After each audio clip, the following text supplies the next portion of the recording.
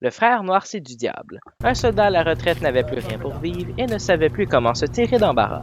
Il sortait alors dans la forêt et, après avoir marché un petit moment, il rencontra un petit homme, mais c'était le diable. Que te manque-t-il? Tu as l'air si chagriné. J'ai faim et je n'ai pas d'argent. Si tu veux être à mon service et être mon valet, tu auras assez d'argent jusqu'à la fin de tes jours. Tu devras me servir pendant 7 ans, après quoi tu seras de nouveau libre. Mais je te dis une chose, tu n'as pas le droit de te laver, de te coiffer, de te moucher, de te couper les ongles et les cheveux et de t'essuyer les yeux. Va pour cela puisqu'il ne peut en être autrement.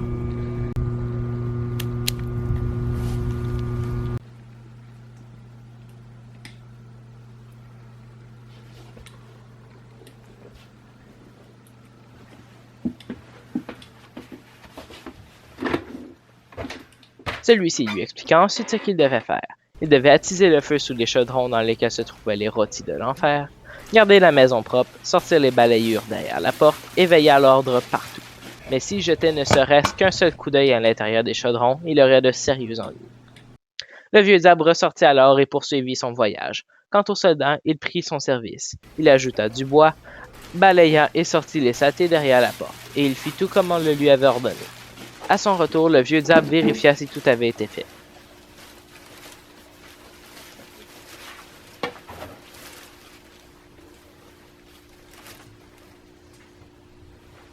Il se montra satisfait et repartit une seconde fois.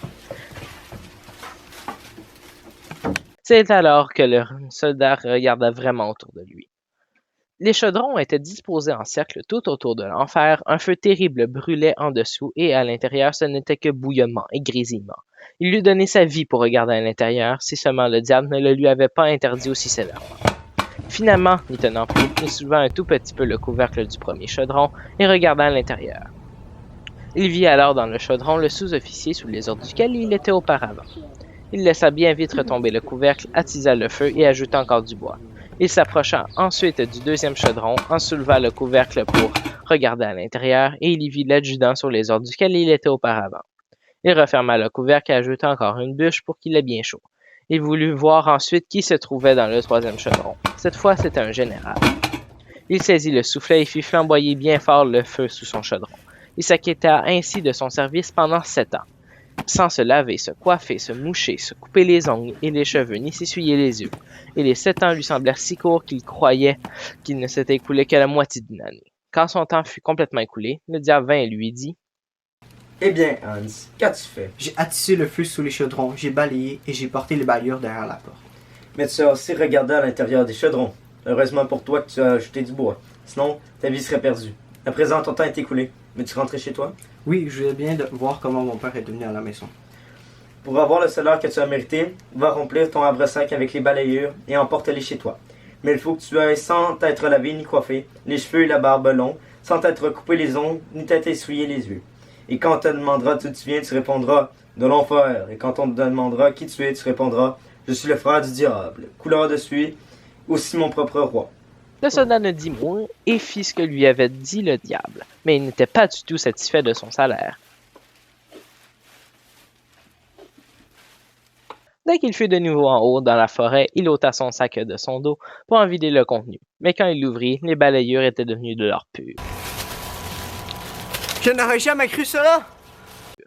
L'aubergiste qui se tenait devant la porte de l'auberge prit peur en le voyant approcher, parce que Hans était si effrayant à voir, encore pire qu'un épouvantail.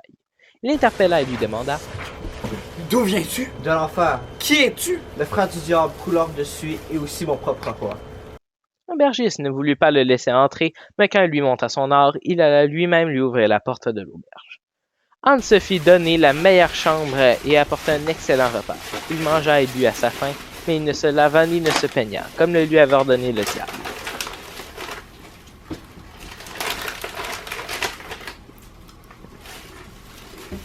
Puis il alla enfin se coucher.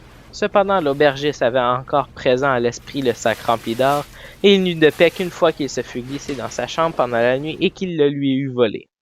Quand Hans se leva le lendemain matin et qu'il voulut payer l'aubergiste avant de reprendre la route, son sac avait disparu. Il ne fit ni une ni deux, rebroussa chemin et se rendit tout droit en enfer. Il conta alors son malheur au vieux diable et le pria de l'aider. Le diable lui dit Assieds-toi, je vais te laver, te coiffer, te moucher, te couper les cheveux et les ongles et t'essuyer les yeux.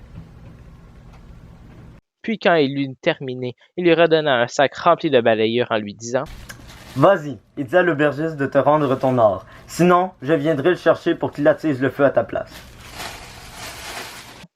Hans remonta et dit à l'aubergiste « Tu m'as volé mon or, et si tu me le rends pas, tu iras en enfer à ma place et tu auras l'air aussi effrayant que moi. » L'aubergiste lui rendit alors son or et lui en donna encore davantage, en lui demandant de ne rien dire.